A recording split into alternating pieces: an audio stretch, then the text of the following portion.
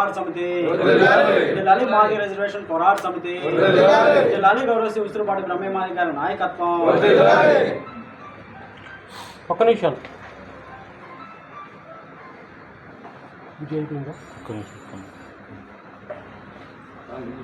Visuals అంతా తీసుకోండి. అందరూ వచ్చేటట్టు ఫోటోస్ కొట్టి మే 13న జరగనున్న సార్వత్రిక ఎన్నికల్లో మాదిగ రిజర్వేషన్ పోరాట సమితి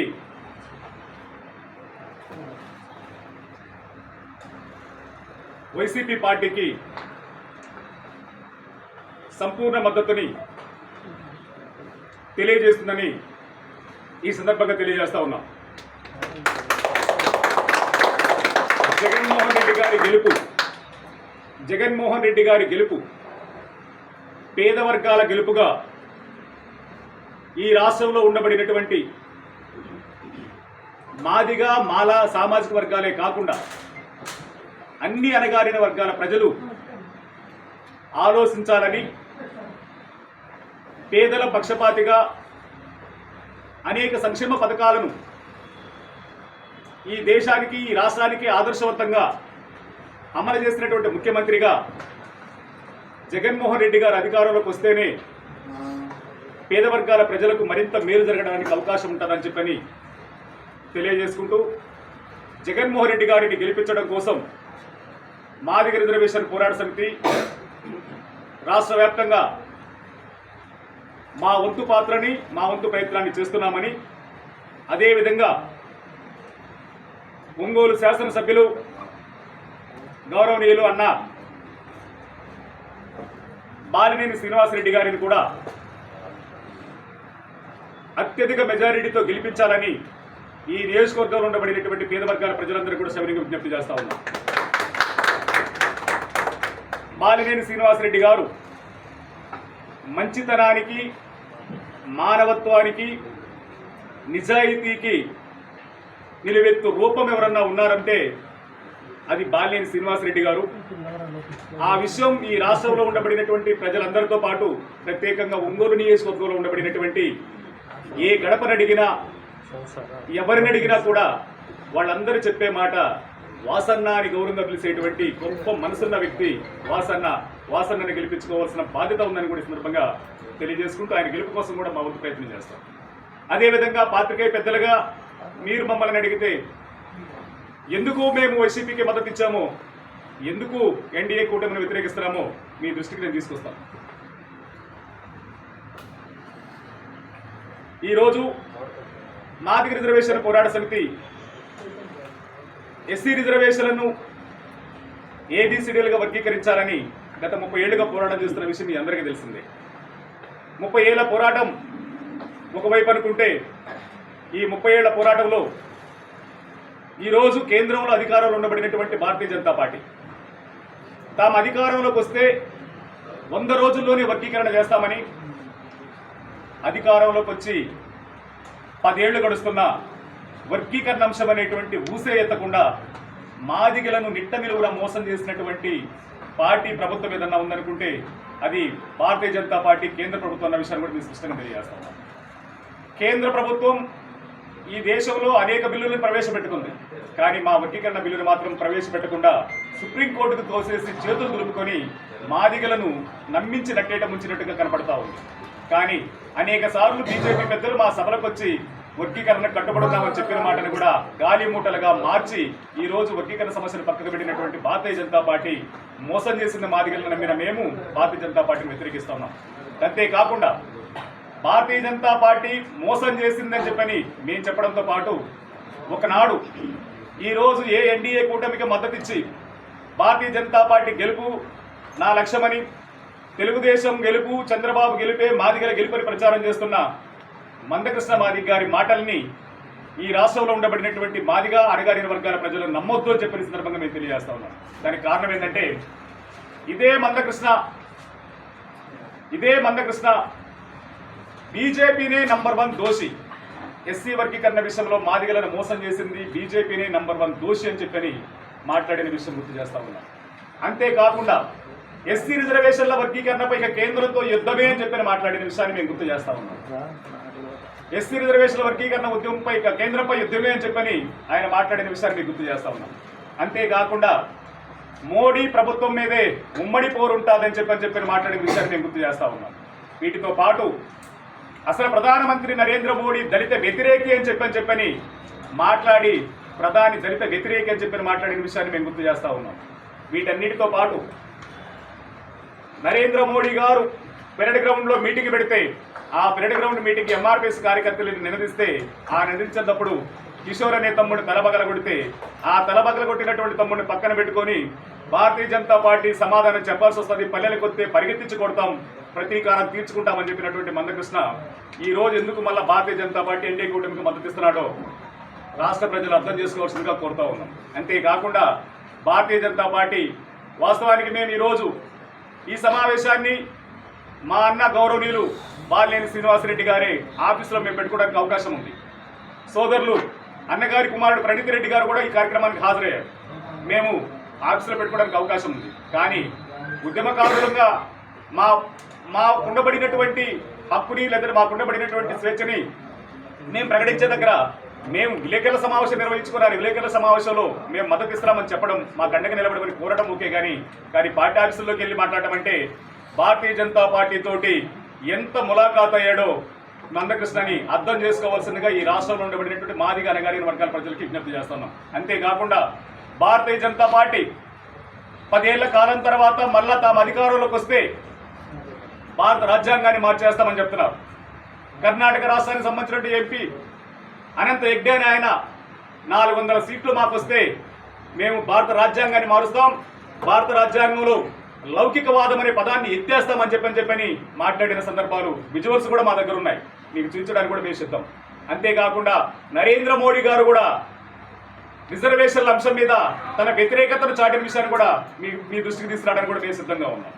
అంటే భారతీయ జనతా పార్టీ ఓ మనువాద మతతత్వ పార్టీ, ఆ మనువాద మతతత్వ పార్టీకి మాదిగలను మద్దతు ఇవ్వడం అంటే ఈ దేశంలో ఉండబడినటువంటి క్రైస్తవులకు, మైనారిటీలకు, అణగారిన వర్గాల ప్రజలు తమ చేతులతో తమ గొంతు కోసుకొని చావడమే అన్న విషయాన్ని కూడా మేము గుర్తు చేస్తా ఉన్నాం. మన చేతులతో మన గొంతు కోసుకొని చావడం అనడానికి ఉదాహరణ నరేంద్ర మోడీ గారు రాష్ట్ర ముఖ్యమంత్రిగా గుజరాత్లో ఉన్నప్పుడు గుజరాత్ అల్లర్లో, గోద్రా ఘటనలో ముస్లింల మీద ఊసకోత, నిండు గర్భిణి అయినటువంటి ఆ బిడ్డ తల్లిని కూడా కడుపులో కత్తేసి చంపినటువంటి క్రూరమైన చరిత్ర ఆ గుజరాత్ ముస్లింల మీద జరిగిన విషయాన్ని మేము గుర్తు చేస్తా ఉన్నాం. అదేవిధంగా ఒకసారి బీజేపీ కేంద్ర పాలిత రాష్ట్రాలను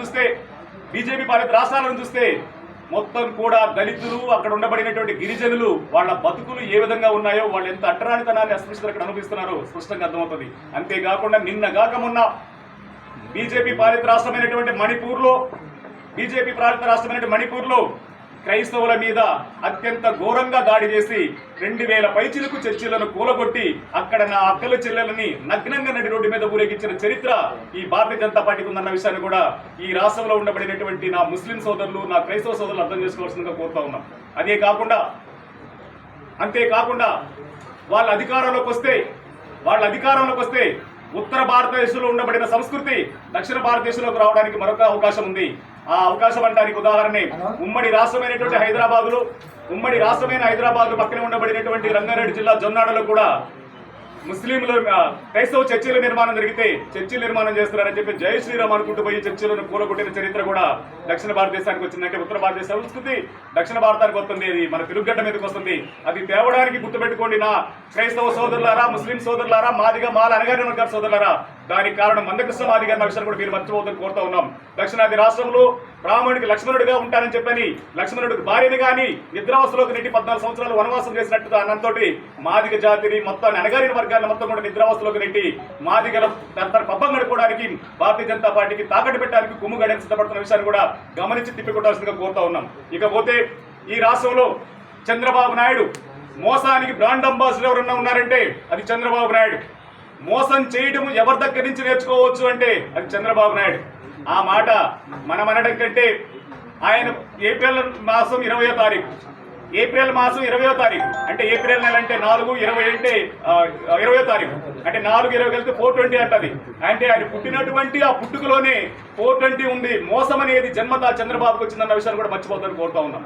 అలాంటి చంద్రబాబు నాయుడు 30 ఏళ్లుగా మాదిగలను వర్గీకరణ పేరు మీద నమ్మించి నట్టేట ముంచి మోసం చేస్తున్నటువంటి దుర్మార్గమైనటువంటి వాడు ఎవడన్నా ఉన్నారనుకుంటే అది చంద్రబాబు నాయుడు. ఆ చంద్రబాబు నాయుడు గతంలో వర్గీకరణ చేశాను, మళ్ళీ వర్గీకరణ చేస్తే నేనే పెద్ద మాదిగ అవుతానని చెప్పని మాదిగల డబ్బు కొట్టి చెప్పు కొట్టి కండ వేసుకొని జెండా పట్టుకొని మీటింగులు చెప్పినటువంటి చంద్రబాబు నాయుడు 2014లో అధికారంలోకి వచ్చిన తర్వాత ఆంధ్రప్రదేశ్లో మాదిగలను అంటరాని వాళ్ళని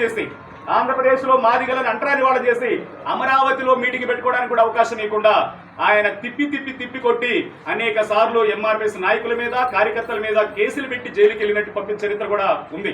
అంతేకాకుండా ఈ రోజు మళ్ళా ఇదే మందకృష్ణ 2014లో ఆయన తరిమి అనేక సార్లు తీసుకెళ్లి ఆయన ఇంట్లో హైదరాబాద్ లో వదిలిపెట్టి ఆంధ్రప్రదేశ్ అడుగు పెట్టనీకుండా పడిన సందర్భంలో గుడుల పేరు మీద గోపురాల పేరు మీద ఇక్కడికి తిరిగి నువ్వు మాట్లాడిన మాట వచ్చే ఎన్నికల్లో చంద్రబాబు నాయుడు బుద్ధి చెప్పాలని చెప్పి మాట్లాడిన మాట గుర్తు చేస్తా ఉన్నాం. వచ్చే ఎన్నికల్లో చంద్రబాబు నాయుడు బుద్ధి చెప్పాలని చెప్పి మాట్లాడిన విషయాన్ని గుర్తు చేస్తా ఉన్నాం. అంతేకాకుండా మాదిగలకు చంద్రబాబు నమ్మక ద్రోహం చేశాడని చెప్పని మాట్లాడిన మాటను మేము గుర్తు చేస్తా ఉన్నాం. చంద్రబాబు నాయుడు మాదిగలకు నమ్మక ద్రోహం చేశాడని చెప్పి నువ్వు మాట్లాడిన మాటలు మేము గుర్తు చేస్తా ఉన్నాం. అంతేకాకుండా చంద్రబాబు నుంచి నాకు ప్రాణహాని ఉంది అని చెప్పని ఆ రోజు నువ్వు మాట్లాడిన విషయాన్ని గుర్తు చేస్తా ఉన్నాం. అంతేకాకుండా స్వార్థపరులను చేరదీసి మమ్మల్ని పక్కన పెట్టాడని చెప్పని మాట్లాడిన విషయాన్ని గుర్తు చేస్తున్నాం. మాదిగలను అనగదొక్కుతున్న చంద్రబాబు నాయుడు అని చెప్పని నువ్వు చంద్రబాబు నాయుడు మాదిగలు అనగదొక్కాడని చెప్పని మాట్లాడిన మాటలు మేము గుర్తు చేస్తా ఉన్నాం. అనేక సందర్భాల్లో చంద్రబాబు నాయుడికి వచ్చే ఎన్నికల్లో బుద్ధి చెబుతామని చెప్పని నువ్వు మాట్లాడిన మాటలు మేము గుర్తు చేస్తా ఉన్నాం. ఇవన్నీ కూడా ఎందుకు సాక్ష్యాలుగా చూపిస్తున్నామంటే ఈ రాష్ట్రంలో ఉండబడినటువంటి నా మాదిగ ప్రజలు, ఈ రాష్ట్రంలో ఉండబడిన నా అనగారిన ప్రజలు ఒక మనువాదం వైపు తీసుకెళ్లాలని చూస్తున్న ప్రయత్నాన్ని, ఒక మోసగాడి వైపు తీసుకెళ్లాలని చూస్తున్న ప్రయత్నాన్ని అర్థం చేసుకోవడం కోసమే మరి గత ఎన్నికల్లో చంద్రబాబు నాయుడు నమ్మక ద్రోహని, చంద్రబాబు నాయుడు మోసగాడని, చంద్రబాబు నాయుడు 420 అని, చంద్రబాబు నాయుడు ఎన్నుపోటుదారుడని, చంద్రబాబు నుంచి నాకు ప్రాణహాని ఉందని చెప్పని అనేక సార్లు మాట్లాడిన నువ్వు ఈ రోజు మళ్ళీ అదే చంద్రబాబు తోటి చెలిమి చేయడానికి, అదే చంద్రబాబు నాయుడు కవిగిల్లోకి దూరడానికి మీ ఇద్దరి మధ్య ఉండబడిన అక్రమ సంబంధం ఏందో ఈ రాష్ట్ర ప్రజలు అర్థం చేసుకోవడం కోసం అన్న విషయం కూడా మేము గుర్తు చేస్తా ఉన్నాం. అంటే చంద్రబాబు నాయుడు నిన్ను తరిమినా తీసుకెళ్లి ఇంటిలో వదిలిపెట్టినా మళ్ళా వచ్చి నువ్వు చంద్రబాబు నాయుడు కవిగిల్లోకి చేరడం అంటే మీ ఇద్దరి మధ్య ఉండబడిన అక్రమ సంబంధం రాష్ట్ర ప్రజలు అర్థం చేసుకొని ఆ అక్రమ సంబంధాన్ని తిప్పికొట్టాల్సిన అవసరం ఉంది.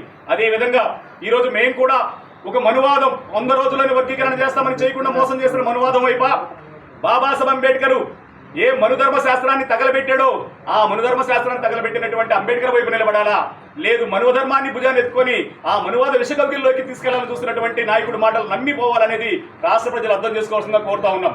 అదేవిధంగా మోసగాడైన చంద్రబాబు నాయుడు పదే ఎన్నికల సమయం వచ్చినప్పుడు వర్గీకరణ సమస్యను ఎత్తుకొని వర్గీకరణ సమస్యను ఒక ఐటమ్గా తీసుకొని దానిని భూసత్వంలో చూపించుకుంటూ నేనే వర్గీకరణ చేస్తానని చెప్పి మాయ మాటలు చెప్పి 2014 అధికారంకి వచ్చిన తర్వాత అడ్రస్ లేకుండా మాదిగలు చేసిన చరిత్ర, మాదిగలని ఆంధ్రప్రదేశ్ గడ్డ మీద అధంపతాలను దక్కిన చరిత్రను కూడా మేము గుర్తు చేస్తా ఉన్నాం. అదే చంద్రబాబు నాయుడు మళ్ళీ ఈ రోజు వర్గీకరణ సమస్యను భుజాన్ని వేసుకొని మళ్ళా దాన్ని పరిష్కరిస్తానని చెప్పనంటే ఆంధ్రప్రదేశ్ మాదిగలు నమ్మొద్దు. పదే మాయ మాటలు చెప్పి మోసానికి అలవాటు పడినట్టు చంద్రబాబు నాయుడు మాటలు నమ్మి మాదిగలు కానీ మరొకసారి ఆ వైపుగా ఆలోచన చేస్తే మరొకసారి మోసానికి గురవడంతో పాటు మాదిగలం శాశ్వతంగా మరొకసారి అరే మాదిగలంటే చంద్రబాబు నాయుడు అనే పేరు వచ్చింది, ఆ పేరును పోగొట్టుకోవాలనుకుంటే నీతిగా నిజాయితీగా ఆడిన మాటకు నిలబడే ముఖ్యమంత్రి, ఒక మాట ఇస్తే ఆ మాట కోసం ఎంత దూరమైన పోయే ముఖ్యమంత్రి, ఆ ముఖ్యమంత్రిని నమ్మి జగన్మోహన్ రెడ్డి గారిని నమ్మి ముందుకు నడవాల్సిన అవసరం ఉందని చెప్పని ఈ రాష్ట్ర ప్రజలు గుర్తించుకోవాల్సిందిగా కోరుతున్నాం. అదే క్రమంలో ఎందుకు ఇంత బలంగా ఈ మాట నేను చెప్తున్నానంటే నిన్నగాక మొన్న తణుకులో నేను ఆయన్ని కలవడం జరిగింది. 18వ తారీఖునే తణుకులో జగన్మోహన్ రెడ్డి గారిని కలవడం జరిగింది. ఆ కలిసిన సందర్భంలో ఆయనని నేను సూటిగా కలవడంతో అన్న అండగా నిలబడాల్సిన అవసరం ఉందని చెప్పని మాట్లాడుతూ ఆయన అన్నమాట అన్న మనువాదాన్ని వ్యతిరేకిస్తాం, మోసం చేసేవాడిని వ్యతిరేకిస్తాం, మాటిస్తే తప్పని నీ వైపు నిలబడతామన్నా అని చెప్పని మేము మాట్లాడినప్పుడు జగన్మోహన్ రెడ్డి గారు మాట్లాడిన మాట, జగన్మోహన్ రెడ్డి గారిని ఇప్పటికే వర్గీకరణ వ్యతిరేకని,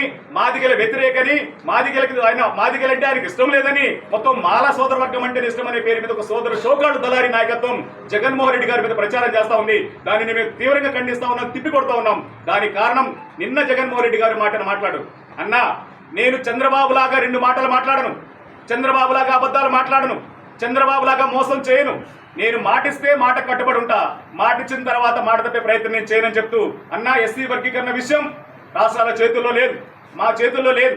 కానీ ఎస్సీ వర్గీకరణ విషయం ఈరోజు సుప్రీంకోర్టులో ఉంది.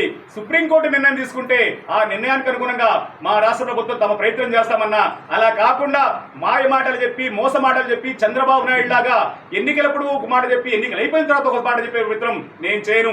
అధికారంలో ఉన్నా లేకున్నా ఏదైనా నాకు నిబద్ధత ముఖ్యం, విలువలు ముఖ్యం, నిజాయితీ ముఖ్యం. నేను మాట అంటే నిలబడే దగ్గర రాజీ పడను. ఆ మాట ఇచ్చే దగ్గర నేను స్పష్టంగా చెప్తున్నా, వర్గీకరణ సమస్య సుప్రీంకోర్టు ఉంది. కానీ ఆ సమస్యకు పరిష్కారం కంటే ముందు మాదిగల అభివృద్ధి కోసం, మాదిగల సంక్షేమం కోసం, మాదిగల ముందుకు తీసుకురావడం కోసం మనం వంతు ప్రయత్నం చేద్దాం. దానికోసం ఇప్పటికే మనం కొంత ప్రయత్నం చేస్తున్నాం. భవిష్యత్తులో మరింత ప్రయత్నం చేసి మాదిగలకు అండగా నిలబడి మాదిగలని ఆర్థికంగా, సామాజికంగా, రాజకీయంగా ముందుకు తీసుకెళ్లే ప్రయత్నం చేద్దామని చెప్పని కపటం లేకుండా, కల్మషం లేకుండా ఆయన మాట్లాడిన మాటల్ని నేను నిజంగా ఇంతవరకు కూడా అనేక అపోహలు కొంత సామాజిక వర్గాలు ఉన్నాయి. కానీ ఆయన వర్గీకరణ పట్ల, మాదిగల పట్ల తనకుండబడిన చిత్తశుద్ధిని చెప్పడంతో పాటు దళితులు నాకు 2 కళ్ళని, ఆ 2 కళ్ళని సమానంగా ఊరించి సమానంగా ముందుకు తీసుకెళ్తారని చెప్పినటువంటి జగన్మోహన్ రెడ్డి గారికి అండగా కూడా తెలియజేసుకుంటూ జగన్మోహన్ రెడ్డి గారిని మళ్ళీ మేము విశ్వసిస్తున్నాం. కారణం ఏంటంటే ఈరోజు నాకు తెలిసి నేను ఒక 35 సంవత్సరాలుగా ఈ రాజకీయ ముఖ్యమంత్రులను చూస్తా ఉన్నాం. కానీ ఏ ముఖ్యమంత్రి కూడా హామీలు పెట్టి ఉచితాలనే పేరు మీదో ఇంకొక పేరు మీదో హామీలు ఇచ్చి ఓట్లు అడిగే ముఖ్యమంత్రులను చూసాం. కానీ మొదటిసారి నేను నా వల్ల, నా ప్రభుత్వం వల్ల మీ కుటుంబానికి ఏమన్నా మేలు జరిగిందనుకుంటే నాకు ఓటేయండి అని చెప్పినటువంటి దమ్మున్న మగాడు ముఖ్యమంత్రి ఉన్నారంటే అది జగన్మోహన్ రెడ్డి గారు. ఇంతవరకు ఏ రాష్ట్రంలో ఏ ముఖ్యమంత్రి కూడా పథకాలు చూపించి అమలు చూపించి ఆశ చూపించే నేను చేసింది ఇది, నాకు చేయండి అని అడిగిన ముఖ్యమంత్రిని మొట్టమొదటిసారిగా జగన్మోహన్ రెడ్డి గారిని చూస్తా ఉన్నాం. అదే విధంగా అనేక సంక్షేమ పథకాలు. ఈ రోజు ప్రధానంగా నేను ఒకటి చెప్పగలుగుతాను. ఈ రోజు రాష్ట్రంలో మా దళిత వాడల్లో శ్మశానాలు లేకుండా ఇబ్బంది పడేటోళ్ళు చాలా మంది ఉన్నాం. కానీ ఆయన శ్మశానాలను ఇవ్వడం కోసం, శ్మశానాలను ఏర్పాటు చేయడం కోసం జీవో నంబర్ 142 తీసుకొచ్చి ఆ జీవో నంబర్ 142 ద్వారా ప్రతి గ్రామంలో కూడా శ్మశానాలు ఉండే విధంగా ఎకరా భూమిని ప్రతి గ్రామానికి కేటాయించిన చరిత్ర కూడా జగన్మోహన్ రెడ్డి గారికి ఉంది. ఆత్మగౌరవం ఇచ్చిన చరిత్ర ఉంది. అదేవిధంగా అమ్మఒడి పేరు మీద, విద్యాదీవెన పేరు మీద, లేకపోతే భరోసా పేరు మీద, రైతు భరోసా పేరు మీద, ఏ పేరు మీద అయినా కానీ అనేక సంక్షేమ పథకాలను అమలు చేసి ప్రతి పేదవాడికి ఆ సంక్షేమ పథకం అందే విధంగా ఆయన ముందుకు తీసుకెళ్లిన విషయాన్ని మేము గుర్తు చేస్తూ, ఈ రాష్ట్రంలో జగన్మోహన్ రెడ్డి గారి ప్రభుత్వం వస్తేనే అది పేదల ప్రభుత్వం అవుతుంది. జగన్మోహన్ రెడ్డి గారి ప్రభుత్వం వస్తేనే అది అనాగరిన వర్గాల ప్రజల ప్రభుత్వం అవుతుంది. లేదనుకుంటే జగన్మోహన్ రెడ్డి గారి ప్రభుత్వం రాకుండా అది పెట్టుబడిదారుల ప్రభుత్వం అవుతుంది, అది దోపిడీ వర్గాల ప్రభుత్వం అవుతుంది. ఆ ప్రభుత్వం వస్తే మొత్తం కూడా ఉండబడినటువంటి షోకాళ్లు వ్యాపారవేత్తలను, పారిశ్రామికవేత్తలను పెంచి పోషించే దగ్గర కోట్లాది రూపాయలు దారదత్తం చేసే దగ్గర ఉంటుంది. కానీ అదే జగన్మోహన్ రెడ్డి ప్రభుత్వం వస్తే అణగారిన వర్గాలకి అనేక సంక్షేమ పథకాలు ఇచ్చి ఈ రోజు వ్యవస్థల మొత్తాన్ని కూడా గ్రామ ప్రజలకు దగ్గర చేసి, అది వాలంటీర్ వ్యవస్థ ద్వారా, సచివాలయ వ్యవస్థ ద్వారా పాలన దగ్గర చేసి పథకాలను అమలు చేస్తున్నటువంటి ముఖ్యమంత్రి జగన్మోహన్ రెడ్డి గారు అని చెప్పని కూడా గుర్తించి జగన్మోహన్ రెడ్డి గారి గెలుపు కోసం ఆంధ్రప్రదేశ్ లో ఉండబడిన అణగారి వర్గాల ప్రజలు కూడా సిద్ధంగా వస్తుందిగా కోరుతుంటూ మేము కూడా చెప్తా ఉన్నాం, జగన్మోహన్ రెడ్డి గారి గెలుపు పేద వర్గాల గెలుపు. జగన్మోహన్ రెడ్డి గారి గెలుపు పేద వర్గాల గెలుపు. ఆ పేద వర్గాల్లో ఎస్సీ, ఎస్టీ, బీసీ, మైనారిటీ వర్గాల ప్రజలందరూ కూడా ఉండాలని చెప్పని, ఉండి గెలిపించుకోవాలని చెప్పని కోరుకుంటూ అన్ని వర్గాల ప్రజలని జగన్మోహన్ రెడ్డి గారికి అండకుండంతో పాటు ఈ జిల్లాలో అందరికీ తలలో నాలుగుగా మంచి మనసున్న నాయకుడుగా, అందరినీ ఆప్యాయంగా పలికించే గొప్ప నాయకుడుగా ఉండబడినటువంటి బాలినేని శ్రీనివాసరెడ్డి అన్నని కూడా అత్యధిక మెజారిటీ తోటి గెలిపించుకోవాల్సిందిగా కోరుతూ ఉన్నాం. అదేవిధంగా గౌరవ పెద్దలు అన్న చేవిరెడ్డి భాస్కర్ రెడ్డి గారు కూడా మనకి ఒంగోలు ఎంపీగా మనకి పోటీ చేస్తా ఉన్నాడు. అన్నకి ప్రాంతం కొత్త అనుకుంటున్నారేమో కానీ ఆయనకు ఉండబడినటువంటి అపారమైన తెలివితేటలు, ఆయనకు ఉండబడినటువంటి రాజకీయ చతురత, రాజకీయ విశ్లేషణ అంతా కూడా చాలా గొప్ప అవగాహన ఉండబడిన వ్యక్తి. అలాంటి వ్యక్తి మనకి రావడం అదృష్టంగా భావితం. ఒంగోలు ప్రజలకు అభివృద్ధిగా ఆయనకి కేంద్రంగా మారడానికి అవకాశం ఉంది కనుక గౌరవ పెద్దలు జగన్మోహన్ రెడ్డి గారి గెలుపు, బాలినేని శ్రీనివాసరెడ్డి అన్న గారి గెలుపు, చేవిరెడ్డి భాస్కర్ రెడ్డి గారి గెలుపు మాదిగల గెలుపుగా భావించుకోవాల్సిన అవసరం ఉంది. అది పేద వర్గాల గెలుపుగా భావించుకోవాల్సిన అవసరం ఉందని సందర్భంగా తెలియజేసుకుంటూ జగన్మోహన్ రెడ్డి గారి గెలుపు పేద వర్గాల గెలుపుగా మాదిగ రిజర్వేషన్ పోరాట సమితి ఆంధ్రప్రదేశ్ లో తమ వంతు పాత్రను పోషిస్తుంది. అదేవిధంగా వాసన్న గెలుపు కోసం మా వంతు ప్రయత్నం చేసే దగ్గర ముందు వరుసలో ఉంటామని చెప్పి సందర్భంగా తెలియజేసుకుంటూ మరొకసారి విజ్ఞప్తి చేస్తాం. ఆంధ్రప్రదేశ్ లో ఉండబడినటువంటి మాదిగ, దళిత, గిరిజన, బహుజన సోదరులారా మీ అందరికీ విజ్ఞప్తి చేస్తా ఉన్నాం, జగన్మోహన్ రెడ్డి గారిని గెలిపించుకుంటే అది పేద వర్గాల గెలుపు అవుతుంది. లేకుంటే మన చర్చిలను మనమే కూలగొట్టుకున్న వాళ్ళం అవుతాం, మన మసీదులు మనమే కూలగొట్టుకున్న వాళ్ళం అవుతాం, మన అక్క చెల్లెల మీద అత్యాచారాలకు అంతు లేకుండా పోతుంది. జై శ్రీరామ్ అనే పదం మనం అనకపోతే భవిష్యత్తులో మనకు మనుగడే లేకుండా పోయే దౌర్భాగ్యమైన స్థితి రాబోతుంది. కనుక ఎన్డీఏ కూటమిని చిత్తుగా ఓడిద్దాం. ఒక్కడే, ఒకవైపు బీజేపీ, ఒకవైపు తెలుగుదేశము, జనసేన అనేక మంది గుంపుగా కూడి వస్తున్నప్పటికీ కూడా సింహం సింగిల్ గా వస్తుందని నిలబడినటువంటి మగాడైన జగన్మోహన్ రెడ్డి వైపు నిలబడి ఆయన గెలుపు కోసం కృషి చేద్దామని చెప్పని సవినయంగా విజ్ఞప్తి చేసుకుంటూ సెలవు తీసుకుంటా ఉన్నాం. ఓకే.